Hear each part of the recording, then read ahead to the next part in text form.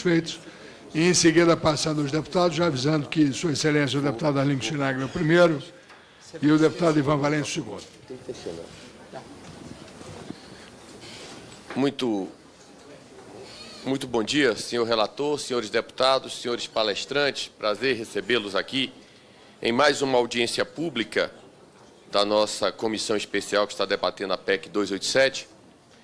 Eu quero, senhor presidente, dizer que esta sessão é uma das mais relevantes dentre as que realizamos até agora, porque, afinal de contas, essa questão do financiamento da Previdência, ela talvez seja o núcleo principal da nossa discussão.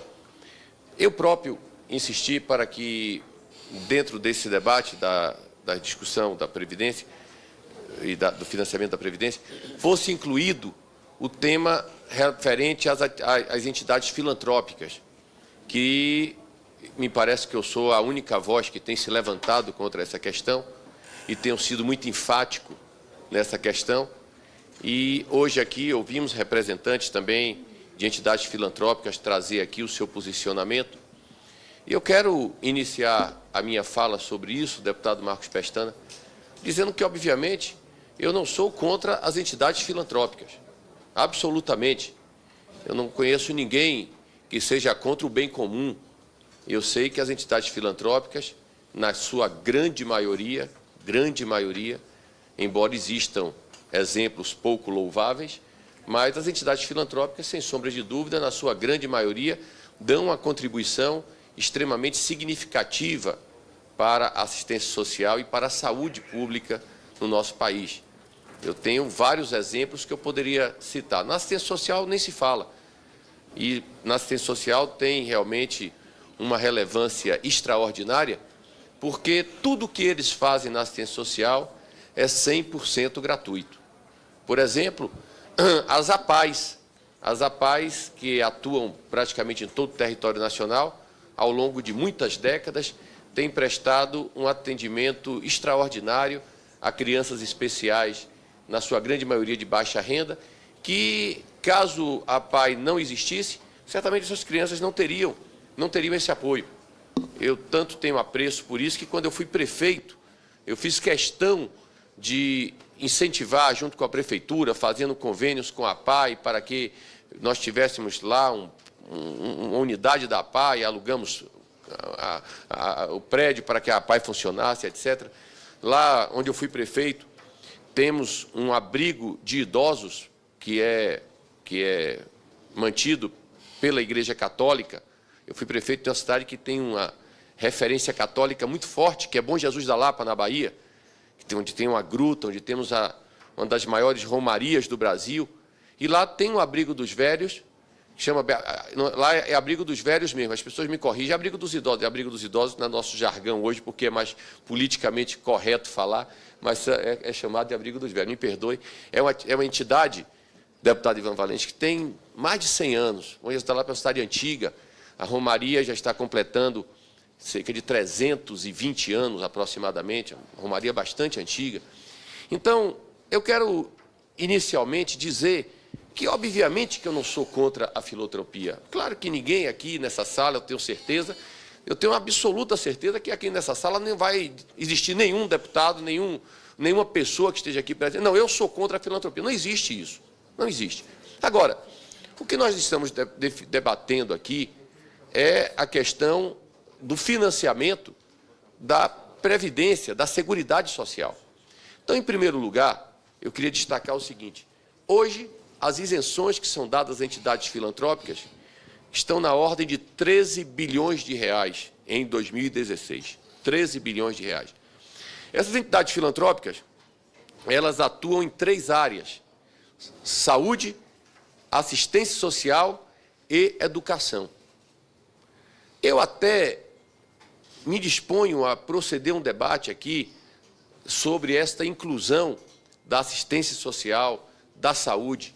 Afinal de contas, a Previdência está inserida no campo da Seguridade Social e, como até por outros motivos, outros que me antecederam aqui já falaram, a Seguridade encerra, no seu contexto tripartite, a assistência social, a saúde e a Previdência Social.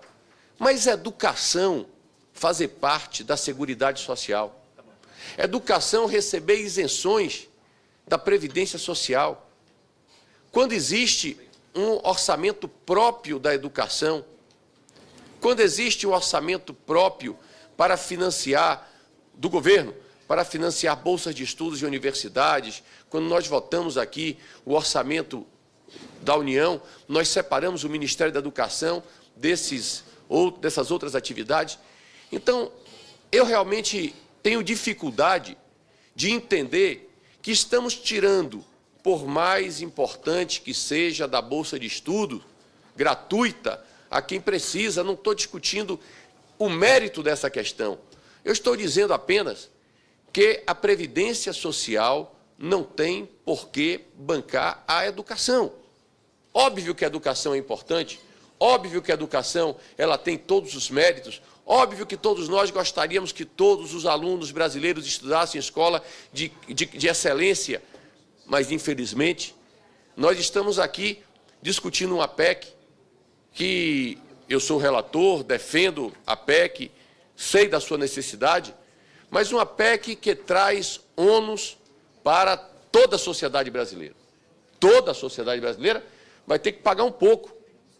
Até quem tem mais de 50 anos vai ter que pagar um pedágio com 50% do tempo que falta para se aposentar. Quem tem menos de 50 anos tem uma regra de transição. Estamos acabando com o acúmulo de pensão e aposentadoria. Estamos trazendo a questão do BPC, uma desvinculação do salário mínimo. São ônus que estão sendo estabelecidos para o trabalhador. Ônus. Tem aqueles que acham que são necessários, outros acham que não, que pode ser diferente. Tudo bem. Mas a natureza da PEC revela as dificuldades do financiamento da Previdência Social. Aqui, mesmo aqueles que defendem que não existe déficit da Previdência, o que eu acho um absurdo, mas entendem que o financiamento da Previdência Social não é uma coisa simplória. Então, essa questão, por exemplo, de nós termos na Previdência Social o financiamento de entidades que não têm nada a ver com a Seguridade Social, é um tema que nós temos que discutir. E o ambiente próprio para se proceder a essa discussão é aqui nessa comissão. Não podemos fugir disso. Eu sei que muita gente me disse, olha, essas entidades são muito poderosas, essas entidades são muito fortes, e tal, é isso, é aquilo, a igreja... Paciência, eu não estou contra a igreja, não estou contra a filantropia, mas eu não posso, minha gente, deixar de botar o dedo na ferida. Me perdoe, eu não posso deixar de botar o dedo nessa ferida. Isso é uma ferida que está exposta. Nós estamos pedindo sacrifícios na PEC. Será que essa mesma Previdência deficitária, que está com enormes dificuldades para pagar as aposentadorias e pensões, tem condição de financiar a educação, que não tem nada a ver com Seguridade Social? É uma pergunta que eu quero deixar para todos os deputados, para todos os palestrantes. É um questionamento. Mais uma vez, não vale responder dizendo, olha, a saúde é importante. Eu sei que a saúde é importante. Eu sei que a educação é importante. O que eu estou discutindo, sobretudo em relação à educação, é a necessidade, é a possibilidade de a Previdência bancar esse tipo de financiamento. Em segundo lugar, existia uma lei que agora foi até questionada pelo Supremo, e talvez até deixe de existir, mas que estabelece critérios mínimos para as entidades filantrópicas funcionar. Por exemplo, a entidade que está vinculada, que atende na saúde, 60% dos seus atendimentos são pelo SUS, tem direito a ter o certificado de assistência social que permite a isenção dos tributos. Entidades que dão 20% de bolsas de estudo estão liberadas de pagar a Previdência. E por aí vai. O Supremo, recentemente, em uma decisão, julgou inconstitucional essa norma. Eu depois li uma declaração, salvo engano, e me perdoe se eu estiver errado, mas é o que está na minha cabeça. Eu vou falar aqui o que está na minha cabeça, podendo até reconhecer no futuro que estou errado, mas a declaração existe. Salvo engano, do presidente das Santas Casas, onde ele dizia que as Santas Casas agora iriam atender no SUS um percentual que permitisse às Santas Casas ter uma sustentabilidade financeira. O que seria a sustentabilidade financeira para eles alcançarem a isenção de tributos? É 1%? É 60%? É 30%? É 20%? Ou nós estamos dando um cheque em branco para que cada um atenda quanto quiser e, independente disso, não paga a Previdência Social?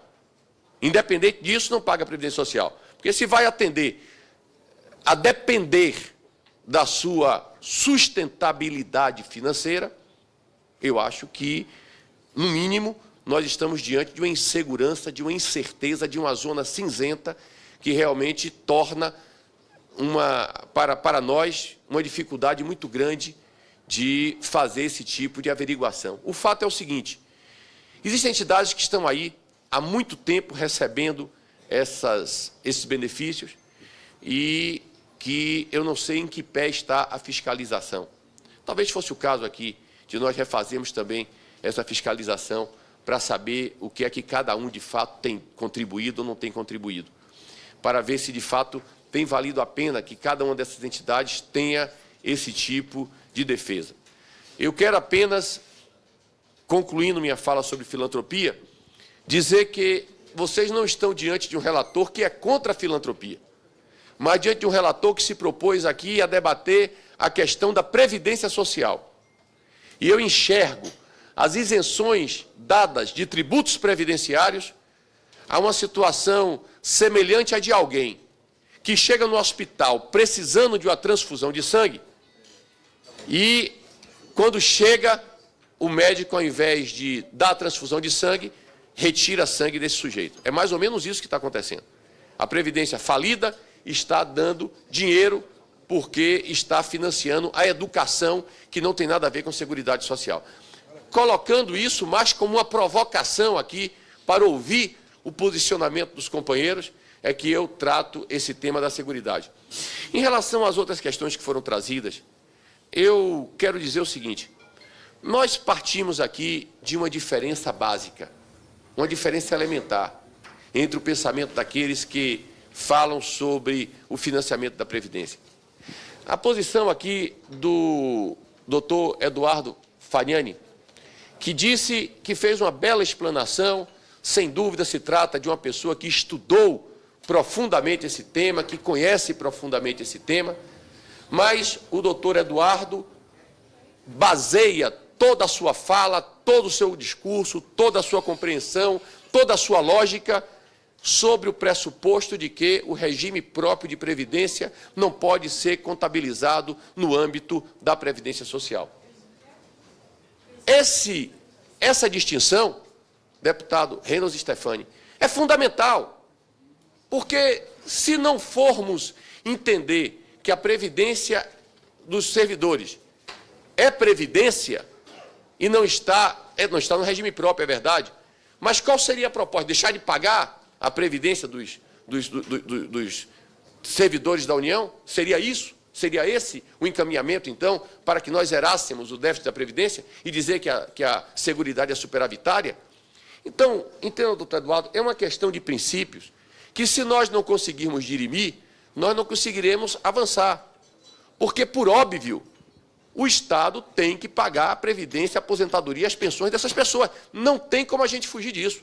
Não tem como nós fugirmos disso. Então, quando o senhor afasta, por uma compreensão, uma interpretação constitucional, que a previdência dos servidores públicos é previdência, mas não é seguridade, e a Constituição diz que previdência está dentro da seguridade, aí a gente fica em uma situação realmente muito difícil de poder contar com a sua colaboração como uma efetiva contribuição para construirmos aqui nesta casa uma linha média de pensamento que possa salvar a Previdência Social.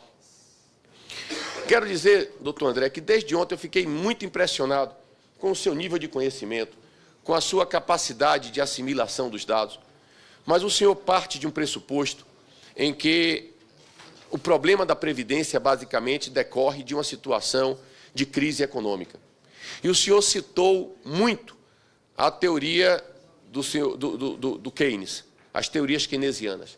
Ora, as teorias keynesianas estão visivelmente em desuso. Essa é a realidade, o senhor sabe disso. A filosofia keynesiana, ela foi incorporada na ideia econômica mundial a partir da crise de 29, particularmente a partir da presidência nos Estados Unidos do presidente Roosevelt, e esta incorporação dos valores keynesianos de você incentivar o gasto como instrumento de fomento da economia e incentivar a intervenção do Estado na economia, e que criou esta figura que foi tão comum no século XX, do chamado Estado Social. Isso causou para os países, de uma forma geral, e isso se identificou claramente no final do século XX, uma crise profunda em toda a economia mundial, porque a gastança exagerada, ela proporcionou a falência desses estados. Nas constituições todas que foram elaboradas depois dos anos 50 no mundo, nós vimos a inserção desses direitos sociais sem se preocupar com o custeio desses direitos sociais. Reparem, senhores, que historicamente a nossa Constituinte de 88, ela, que foi elaborada no final já do século XX, ela absorveu esses princípios de uma maneira muito incisiva. Quando alguns outros países já refletiam sobre uma modulação do Estado Social e já se falava em se fazer uma reforma desse pensamento através da elaboração de regulamentos que tivessem a responsabilidade fiscal, aqui no Brasil fizemos uma Constituição extremamente favorável à recepção dos direitos. Extremamente favorável à recepção desses direitos. E essa Constituição, ela inclusive desconheceu que o desprestígio dos textos constitucionais, isso é uma constatação histórica do constitucionalismo da segunda metade do século XX, o constitucionalismo reconhece que, o estudo do direito constitucional reconhece que a falência das constituições do século XX foi justamente o fato de que essas normas constitucionais que tratam dos chamados direitos de segundo grau ou direitos sociais, apesar de estarem no texto constitucional, não puderam ser efetivadas na prática pelo Estado-nação, porque o Estado-nação não teve dinheiro, não teve recurso para bancar esses direitos, e, naturalmente, que o exercício de cada um desses direitos está vinculado a verbas efetivas para essa prática. Aqui no Brasil, temos uma obra extraordinária que trata da efetividade dessas normas constitucionais no ensinamento magistral de José Afonso da Silva. Se quisermos, na nossa língua portuguesa, a obra de Canotilho também faz uma referência profunda a esse tema, mas que revela justamente a incapacidade dos Estados de, na prática, cumprir aquilo que está no texto constitucional. Nós temos que pensar os direitos sociais como a contraface da moeda que de uma mesma moeda em que, do outro lado, está a questão do orçamento. Temos orçamento e temos direito. Cada direito tem que ter a verba necessária para que ele seja implementado, sobretudo nos direitos sociais. Então, doutor André, a definição da obra de Keynes, que se aprofundou tanto nessa matéria, que discutiu tanto esse assunto e que incentivou tanto a gastança, ela simplesmente desconheceu, até porque muito anterior a nós, ela desconheceu de maneira absoluta essa vinculação do direito com o gasto. Então, não adianta apenas a gente dizer, olha, vai ter que ter gasto público, vai ter que ter gasto para rodar a economia. Porque, vejamos, por exemplo, esse modelo que foi adotado, Vossa Excelência, que é o economista, deputado Marcos Pestana, que foi adotado no Brasil dos últimos 13 anos. Um modelo vinculado ao consumo. O senhor há de concordar que nos últimos 13 anos no Brasil, nós tivemos um modelo econômico que incentivou o consumo. Não vou entrar no mérito de quem é contra e de quem é a favor. Essa foi a lógica econômica que prevaleceu durante os dois governos do presidente Lula, o primeiro mandato da presidente Dilma, uma lógica econômica dizendo o seguinte, olha, vamos dar às pessoas a oportunidade de se endividar para que as pessoas gastem e, com isso, a economia vai rodar mais, vai vender mais no comércio, vai, consequentemente, gerar mais vagas nas indústrias e etc. E nós vamos caminhar por aí. Tudo bem, isso aconteceu com certo sucesso em um primeiro momento, mas é uma lógica que não se sustenta. É uma lógica que não tem sustentabilidade. Em determinado momento, as pessoas chegam a um limite de endividamento, não tem mais como se endividar e, consequentemente, tem que pagar as dívidas que contraíram, os juros estão muito altos e aí há um desaquecimento da economia e, consequentemente, o desemprego. Nós chegamos no Brasil a esse nível de desemprego, como eu já disse aqui nesse debate outras vezes, não foi porque um dia nós acordamos e falou, olha, do mesmo jeito que chegou uma tempestade, chegou uma crise. Não, a crise foi construída paulatinamente, a cada dia, a cada momento, a cada decisão macroeconômica. Então, eu realmente quero dizer aqui que, em primeiro lugar, a minha compreensão não pode ser diferente. O regime próprio de previdência, ele faz parte, sim, da Seguridade Social.